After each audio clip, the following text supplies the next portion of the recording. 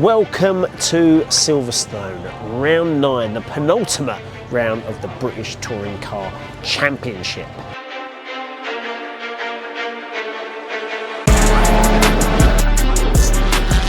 Tom Ingram, Tom Chilton, Senna Proctor and Adam Morgan are raring to go. Let's go see what they're up to in really big garages.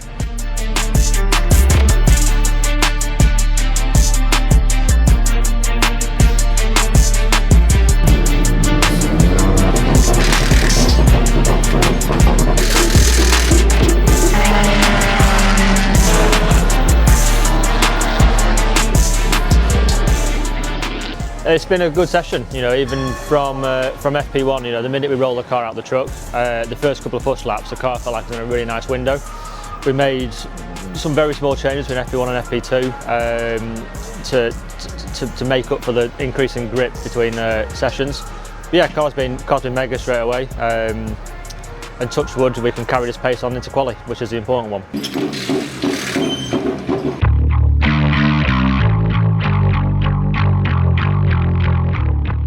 That's Proctor, look, and he's really having to fight the car as he comes then over the timing line. That was coming out of Woodcote down towards Cobb, so Senna Proctor goes through on a really greasy track surface.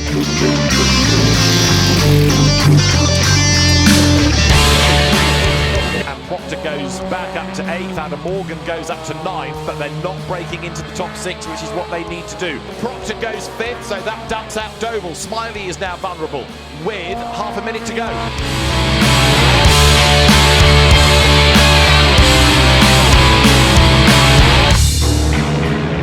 You're on board with Ingram, and he's done a personal best in Sector 1, a personal best in Sector 2, and in Sector 3, can he get in? No! He's slower in the 3rd sector, and he stays 7th, and he's got 1 minute and 3/4, and he's running out of time, he's running out of laps, he's running out of options. Senna Proctor goes up to 2nd. At the minute, he's the trailblazer for Team VERTU. How was quality? Yeah, it was good. We line up P6 tomorrow, so overall a good result. It could have been better, but it was one of them.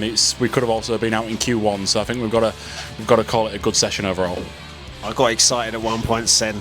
I thought it was going to be a pole. Yeah, I was in the car, you know, thinking, you know, who do I need to thank when I get out the car and all that sort of stuff. I thought I was doing my little rain dance, but didn't come. We just missed the peaking of the track of the wet on the wet tyre in Q3 realistically. So one of them things, but we'll work forward tomorrow. Senna Proctor makes it through to the quick 6, P6 for Senna. And then we have Adam Morgan in P13, Tom Ingram in P14 and Tom Chilton P19 due to a ride height situation. We'll say no more. But race day, we've got 3 races to go forward through the pack. And the sun is shining and I am still a little bit cold, if I'm honest.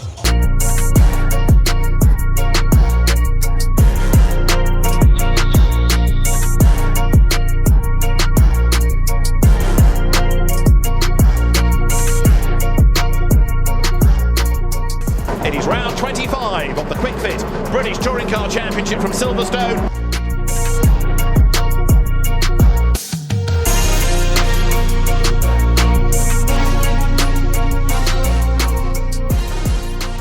There is Ash Sutton on the outside line, trying to gain ground, but Ingram is up the inside line and Tom Ingram is ahead of him, and that is absolutely vital for him. So Ingram is making progress now as he comes through ahead of Sutton. So Ingram will be aware of what is fore and aft and look to try to make that move as quickly as Rowbottom defends. Ingram goes to the inside line. He doesn't want to get himself in jeopardy, but equally he doesn't want to sit there and be caught and attacked by Sutton. So now you're going to see exactly what Ingram is made of. A tight line at the right of Luffield. He's trying to squeeze up the inside of the Ford. He's up the curb. He's on the grass. Elbows out. Ingram opens the door. There's not much that Rowbottom can do there, seemingly by way of retaliation. We know how quick that Hyundai is. They come out of Woodcote. You are riding on board with Ash Sutton, watching what's going on ahead, thinking, come on, Dan, hold him up for me, but Ingram is going to be ahead by the end of the straight, and that was not that difficult. And another Hyundai battle, Adam Morgan versus Tom Chilton, the 2 Team VERTU teammates running together. They accelerate now towards Woodcote with Charles Rainford just up the road a little bit as they dive now through Cops Corner. That's Senna Proctor with a bit of damage. Aidan Moffat behind him. The series technical team don't often like flapping bodywork, and there is a little bit of it on the back of Senna Proctor's car now. Yeah, it was good. We after a bit of a tricky Q3 yesterday, and we did all the right things, ended up P6, but to finish P4. Then that was good to get the first one out of the way. Shame to not get on the podium, but we've got 2 more races today, so we'll keep building. It was meant to be definitely raining after qualifying, and then it was meant to be definitely raining for the races, and it rained during qualifying and not for the races. So I don't think the weather knows what's going on either. So we play it by ear really, and we seem to just. I want the dry to stay realistically. The more the temperature comes up, the more it favours the medium tyre, which I've got for the rest of the day now. So we're in a good place. We'll keep pushing in race 2 and 3 and see what we get. Race 1 is done, and luckily most of us went forward. Tom Chilton suffering a puncture, P20 for Tom. Rotten luck so far, hopefully onwards and upwards in race 2. P4 for Senna Proctor, P7 for Tom Ingram, and P10 for Adam Morgan. Race 2 is just about to start, and there's a helicopter landing as well.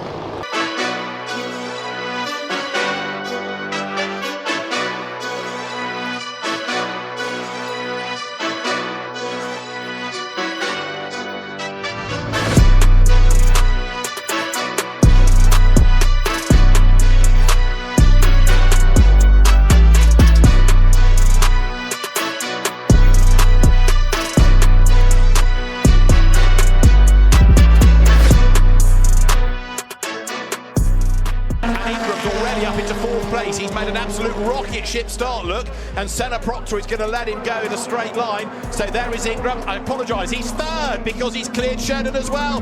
So this is the answer to which Ingram is in the car. It's the feisty Tom Ingram, and he's now taken second place away from the restart Hyundai. Sheridan closing up as well to attack, but Ingram having started from 7th on the grid up into second place, and he's not done yet. For the race lead, Tom Ingram to the outside line. That's brave at Brooklands. Can he have the inside line for Luffield? No is the answer, because Jake Hill is able to crowd him out. So Tom Ingram serves in 10th, but just look at the pace of that Hyundai right up behind the BMW, and Ingram has worked his way through from 7th onto the boot lid of the BM. And again, he tries that line coming through Beckett's, tighter on the exit. Jake Hill hangs on to it for now. We understand from Louise that it could be a turbo pipe for Dan Camish, but in the lead, there are no drivers for Ingram, who just uses the boost to breeze on by Jake Hill. And you can see the effect of the boost there. It didn't look as though he was going to be able to do it, but the extra power of the boost kicks in, and there's nothing Jake Hill can do in a straight line to repel. Well, it's a very quick car anyway. So Ingram is the race leader.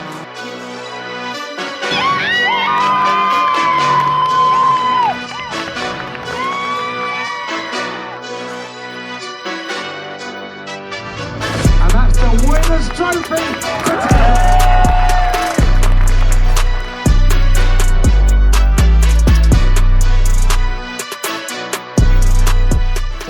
The plan for that was real, just sort of cement a win, kind of try to guarantee ourselves a win and the best result possible with fastest lap led, and try to get as bigger amount of points in one race as we could. So it worked perfectly. Didn't quite go to plan. Ash finished second, but at the same time, it kind of went exactly to plan with it, which is exactly what we needed. Yeah, perfect. Really, we couldn't have asked it to go any better. Head down for this last race, starting from 12th.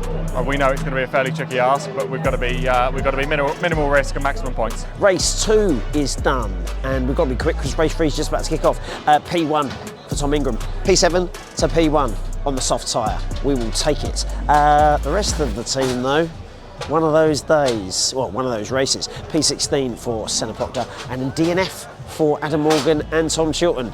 Fingers crossed for race 3, where it all kicks off over here in Silverstone, apparently.